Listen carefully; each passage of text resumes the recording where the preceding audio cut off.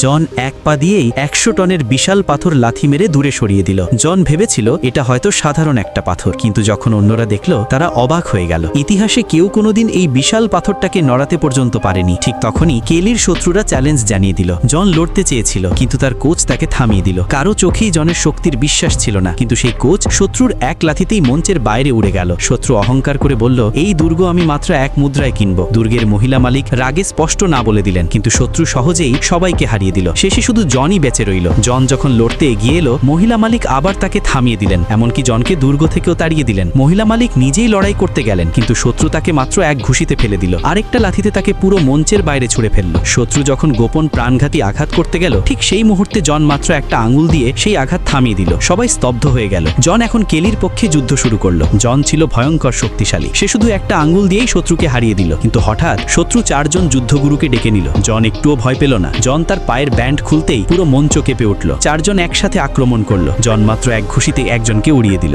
একজন হঠাৎ জনকে ধরে ফেললো এবং তলোয়ার চালালো, কিন্তু জনের মুঠি সেই তলোয়ারকে গুড়িয়ে দিল। জন 2 হাত দিয়ে বাকি সব যোদ্ধাকে পরাজিত করলো। সবাই যখন জয়ের আনন্দে মেতে উঠেছে, ঠিক তখন বিশ্ব চ্যাম্পিয়ন এসে জনকে চ্যালেঞ্জ ছুড়ে দিল। চ্যাম্পিয়ন ছিল ভীষণ শক্তিশালী। সে এক ঘুষিতে জনকে মঞ্চের বাইরে ফেললো, কিন্তু আশ্চর্যজনকভাবে জন একটু আঘাত পেল না। জন সহজেই চ্যাম্পিয়নের হাত থামিয়ে দিল এবং শেষ লড়াইটি জয় করলো। শেষ পর্যন্ত সাধারণ জনই হলো কেলির রক্ষক।